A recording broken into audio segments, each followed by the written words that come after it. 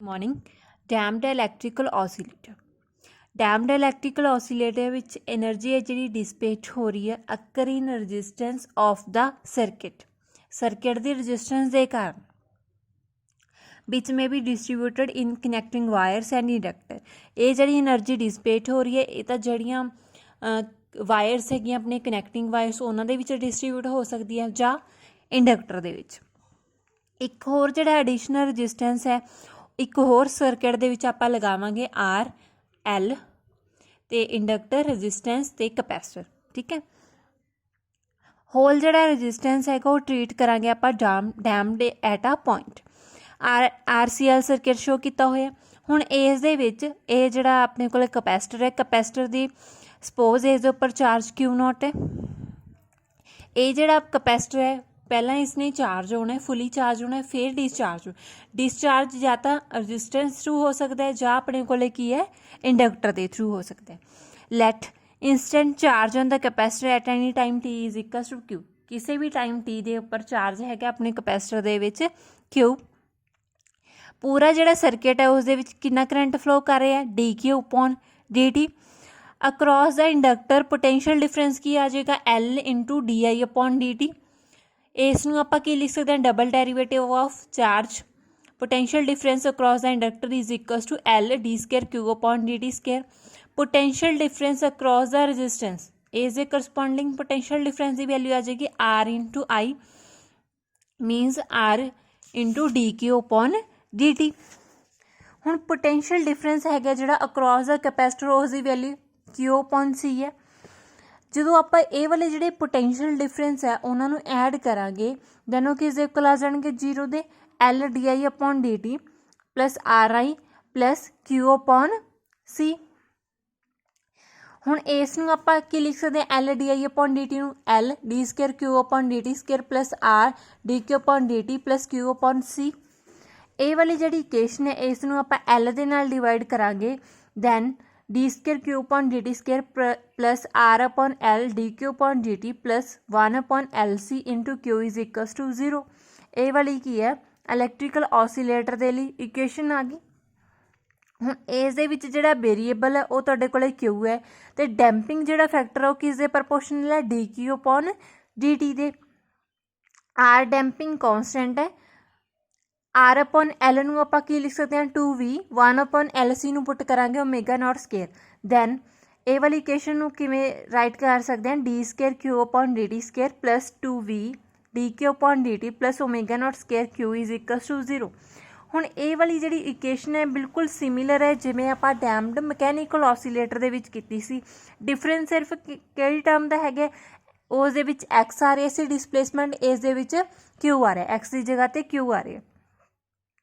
बिल्कुल same way दे नाल आपां इस जिहड़ी इक्वेशन है उसनूं सॉल्व करांगे तो इसका जिहड़ा सल्यूशन है वो किहड़ी फॉर्म दे विच हो सकता है जिवें मैकेनिकल ऑसीलेटर दे विच कीता सी अल्फा 1 ते अल्फा 2 दोनों रूट कढ के दैन इस दे भी दो रूट कढांगे आपां क्यू इज इक्वल टू की बन जाएगा e the power minus B T into A one e the power root V square minus omega not square into T plus A two e the power minus root B square minus omega square T.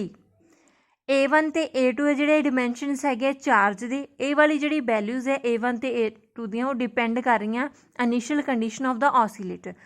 हुण mechanical oscillator के विच आप 3 types की damping की है इस दे विच 3 types की damping करांगे। फर्स्ट है कि हैवी डैंपिंग के लिए कंडीशन है वी स्केयर ग्रेटर दैन होना चाहिए ओमेगा नॉट स्केयर के नालों minus R square upon 4 L square greater than होएगा 1 अपॉन एल सी दे नालों।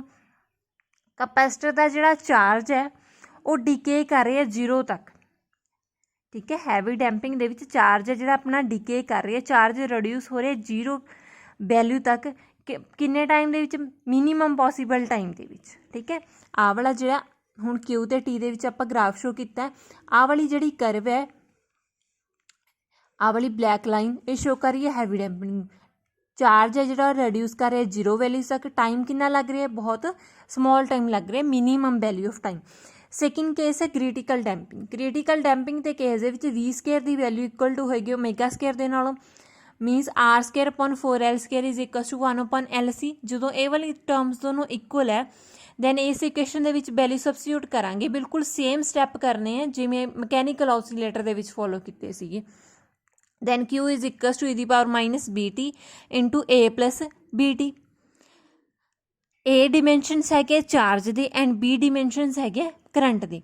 इस दे विच डिके हो रहा है, चार्ज का डिके हो रहा है, बट उस दे विच जिहड़ा टाइम लग रहा है अपने को है बहुत ज़्यादा टाइम लगेगा क्रिटिकल डैंपिंग के केस दे विच। नैक्सट हैगी है लाइट डैंपिंग जां अंडर डैंपिंग भी आप इसनूं कह सकते हैं। इस केस दे विच वी स्केयर की वैल्यू लैस दैन होनी चाहिए ओमेगा नॉट स्केयर के नाल। जो ये वाली वैल्यू लैस है दैन ये जी मोशन होएगी उसकी वो ऑसीलेटरी मोशन है, ठीक है, ऑसीलेटरी मोशन है। दैन हुण अपना जिहड़ा चार्ज है उसका एंपलीट्यूड डिक्रीज़ करेगा विद पासिस ऑफ टाइम दे नाल। हौली हौली हौली करके अपना जिहड़ा ए वाला एंपलीट्यूड हैगा वो डिक्रीज़ होएगा विद पासिस ऑफ टाइम दे नाल। इसे लिए ए वाली जिहड़ी मोशन है ऑसीलेटरी मोशन है। हुण इस दे विच जिवें तुसीं कीता सी मैकेनिकल ऑसीलेटर के केस दे विच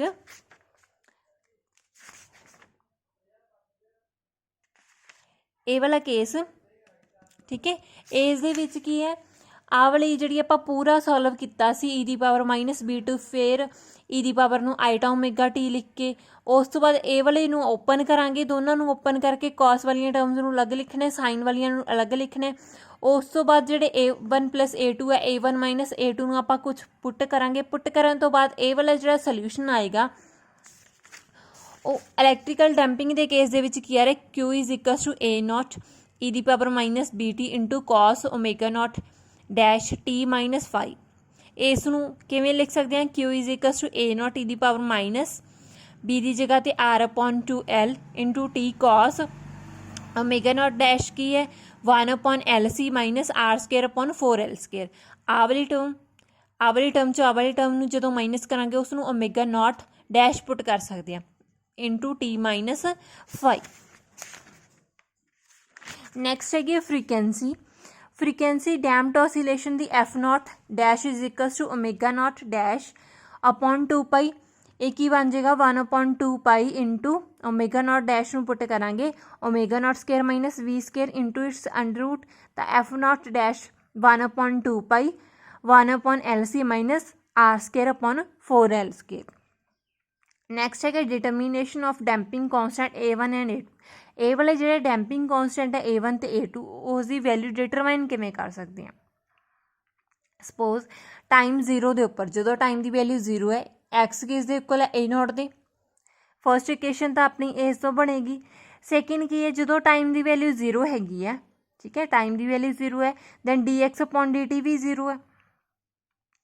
पहले तो एक्स नूं A0 पुट करांगे जो टाइम 0 है दैन इक्वेशन आ जाएगी A1 + A2 is equal to A0। जो ए का डेरीवेटिव करांगे डेरीवेटिव नूं 0 के इक्वल रखणांगे तो टाइम की वैल्यू नूं आपां 0 पुट करांगे दैन अपने को इक्वेशन की बन जाएगी A1 - A2 is equal to V/रूट V square minus omega not square into A0। ए वाली इक्वेशन तो ए वाली इक्वेशन इन्हों आप दोनों ऐड करांगे। ऐड करन तो बाद A1 की वैल्यू आ जाएगी A0/2, ठीक है, इंटू 1 + V/रूट V square minus omega not square. A1 की वैल्यू कैलकुलेट करके आप A2 की वैल्यू कढ़ सकते हैं। मैकेनिकल ऑसीलेटर के केस दे विच V किस दे इक्वल हैगा VC r/2m। इस केस दे विच हैगा r/4L। Omega naught square S/m दे इक्वल है। इस केस दे विच इलैक्ट्रिकल ऑसीलेटर दे विच 1/LC है। हुण इलैक्ट्रिकल ऑसीलेटर दे विच जिहड़ियां वैल्यूज़ हैगियां A1 ते A2 वो होर वे नाल भी आपां सेम वे नाल फाइंड आउट कर सकते हैं। जो कैपेसिटर अपना फुली चार्जड है उदों टाइम मैजर कर सकते हैं तो जो मैक्सीमम चार्ज है Q0 तो करंट है सर्किट के विच टाइम 0 के उपर 0 है। रिप्लेस करांगे एक्स नूं Q दे नाल A0 नूं Q0 दे नाल तो आप A1 ते A2 की वैल्यू कढ़ सकते हैं। तो A1 किस इक्वल आ जाएगा Q0/2, ठीक है, Q0/2 इस इक्वेशन दे विच A0 नूं Q0 लिखना है ਤੇ x ਨੂੰ q ਲਿਖਣੇ 1 plus v upon root v square minus omega not square is into second equation आ जाएगी a2 is equals to q naught upon 2 into 1 minus v upon root v square minus omega not square. इस तरीके नाल आपां a1 ते a2 दी values calculate कर सकते हैं। नैक्सट है रिलैक्सेशन टाइम। रिलैक्सेशन टाइम की है time interval during which the amplitude of damped oscillation decay to 1 upon epsilon time it's initial value. Relaxation time एक एवें दे टाइम इंटरवल है जिस दे विच डैम्ड जिहड़ियां ऑसिलेशनस है उन्हां दा एम्पलीट्यूड इनिशियल वैल्यू दे नालों 1 अपॉन अपसाइलन टाइम डिके कर रही है। अगर ओरिजिनल एम्पलीट्यूड ए नॉट है टाइम टॉक टाइम दे विच ठीक है टाइम इंटरवल टॉ दे विच जिहड़ा एम्पलीट्यूड हैगा वो कितना रिड्यूस हो जाएगा A is equals to A naught upon e 1 upon e times reduce हो गया। दैन जिहड़ा ए वाला टॉक है ए वाला टाइम इंटरवल उसनूं कहांगे रिलैक्सेशन टाइम।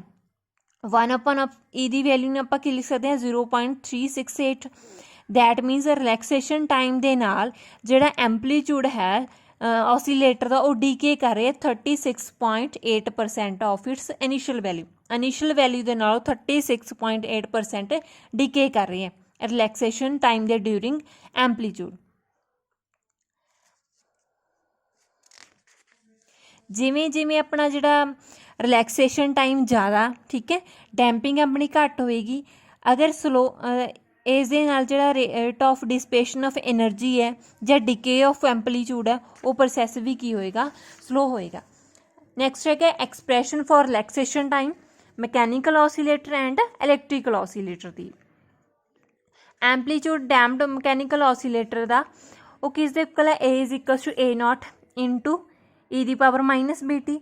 अगर टॉक रिलैक्सेशन टाइम है दैन एम्पलीट्यूड ऑसीलेटर का टी प्लस टॉक दे विच की रह जाएगा अपने को A dash is equals to A naught E the power minus B T plus talk. किसी टाइम टी दे उपर ए वाला रिलेशन है एम्पलीट्यूड दे लई। टॉक टाइम दे लई अपने को जिहड़ा एम्पलीट्यूड है वो ए डैश हो जाएगा डीके हो जाएगा। इस नूं आपां लिख सकते हैं A naught into e the power minus B T plus tau add हो जाएंगे। डेफिनेशन के अकॉर्डिंग ए वाला जिहड़ा एम्पलीट्यूड है वो डीके करेगा 1 upon epsilon e times a दे नालों। Then a dash is equals to e a upon e a dash की वैल्यू सबस्टिट्यूट करांगे ए दी वैल्यू सबस्टिट्यूट करांगे। Then e the power minus b tau is equals to 1 upon e दे equal है e the power b tau is equal है e दे। Then b tau is equals to 1 b दी value r upon 2m हैगी mechanical दे लई। Then टॉक किस इक्वल आ जाएगा 1 upon V minus 2m upon R दी। रिलैक्सेशन टाइम है जिहड़ा मैकेनिकल ऑसीलेटर दे लई इनवर्सली प्रपोर्शन है डैंपिंग कॉन्सटेंट आर दी। नैक्सट है इलैक्ट्रिकल ऑसीलेटर। चार्ज है जिहड़ियां कैपेसिटर दियां प्लेट्स के उपर उस दे नाल जिहड़ा रिलेशन है Q is equals to Q not E the power minus B T. Relaxation time के बाद अपना जिहड़ा एम्पलीट्यूड है वो की हो जाएगा Q dash is equals to Q not E the power minus B into T plus talk. By definition Q dash किस इक्वल है क्यू अपॉन ई दे दोनों की वैल्यू सबस्टिट्यूट करांगे। दैन टॉक आ जाएगा 1 अपॉन बी दी वैल्यू है R upon 2l minus talk किस इक्वल आ जाएगा 2l अपॉन आर दी। Relaxation time in electrical oscillator दे विच इनवर्सली प्रपोर्शन है रजिस्टेंस ऑफ ऑसीलेटर सर्किट।